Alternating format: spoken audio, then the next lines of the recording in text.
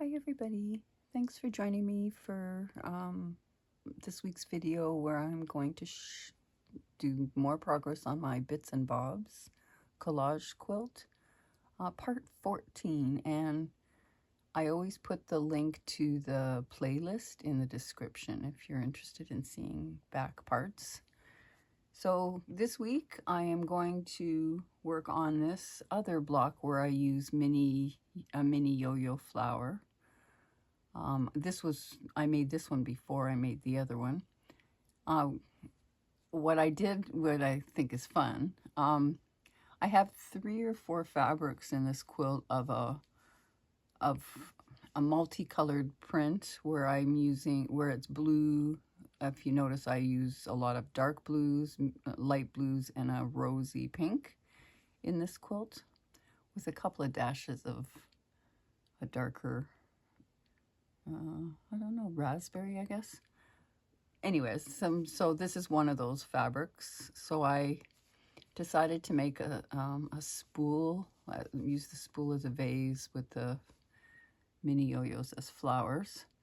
And so what I had fun doing with this one is I found and besides plaids, I love polka dots. So I found some mini polka dots in my collection of the dark blue, the rose, and the light blue, and made the yo-yos, the mini yo-yos out of those. And then I also found rickrack, which I also love, in those 3 colors.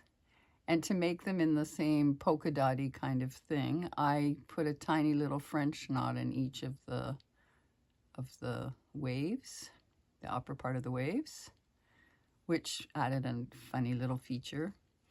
And then I like the way I got to frame it with this lovely yarn that was all the same colors as in this multi-print.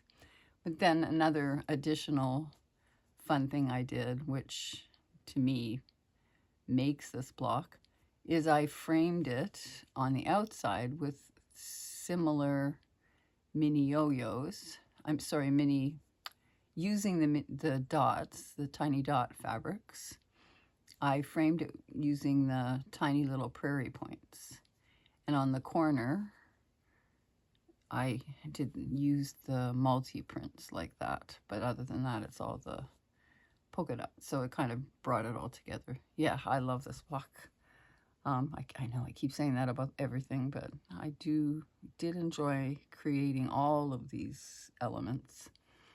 Okay, so far, I jumped ahead. I did the blind stitching around the edges of this one, and I'm going to do some strategic tack stitching along here to give it a second pull-in line here, like a quilting gives it that dimension. So that's what I'm going to do along the edge there. And I think I'm going to do some quilting around these 3 and the spool. And I don't know, maybe some strategic tack stitching for the stems. We will see. But yeah, I'm going to start here this week, and when I have some progress, I'll come back. I was able to get this block finished. I'm going to leave the prairie points loose. I think it's a sweet block. I have time to work, or at least make a start on another block. So I'm going to work on this one here. I've done a smidge under where the house block went. But I'm gonna, at the very least, blind stitch it around and do some tack stitching in the center. But I'm also hoping to go over the cross stitches with a single embroidery floss to add to it, so that also will pull it as a quilty feature.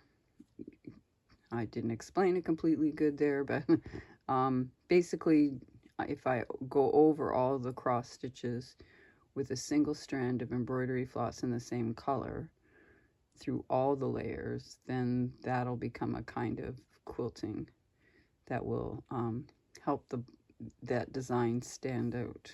Hope that described it better. All right, I'm gonna get started on this one anyways. We'll see how far I get before I have to upload the video. I'll be back.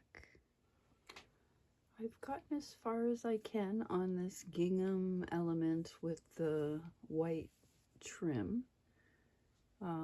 First, I didn't actually mention why this piece is here. I had this baby dress that had a stain on it, and it had this beautiful trim along the bottom that I just couldn't, you know, toss. So I harvested it. And then I put a little frame around it and added the embroidery cross stitches. So for here, I've got it all down with blind stitch. I've gone in here around these pieces and done some tack stitching, which has pulled it towards, melded all the layers together. And I've left half of it, well, I didn't have actual time to finish the whole thing, but I thought it was a good chance to show you. From here left is complete, and from here to the right isn't. So you can see how this isn't stitched yet, and it isn't melding as good as these are. And as I mentioned, I did go back in the cross stitching with single strand and re-stitch the cross stitches, and it also, you can see how it's pulled it into the background more than on this side, but it's actually darkened up the cross stitch as well. Now, I can hear some thoughts going, well, why didn't you wait to do the cross stitching until this point, and then you didn't have to go over the cross stitching? But actually, one of the things I don't mind about going over my stitching is when I originally put it on, it was a bit tricky. I had to make sure I was lining it up and I was making it all even, where now when I went back over it, there was no thinking about it involved other than going over the crosses again. So it actually made things quite easier by doing the bulk of the work first and then stitching over it afterwards. And like I've mentioned before, this quilt is so unique and special. All the extra stitching I need to do to make it even more lovely is okay with me.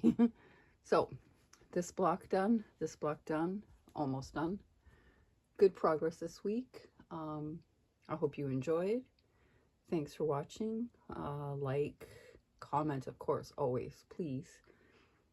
Share, and if you make something because you were inspired by something you saw in my videos, please share with me. I would love to see what you create.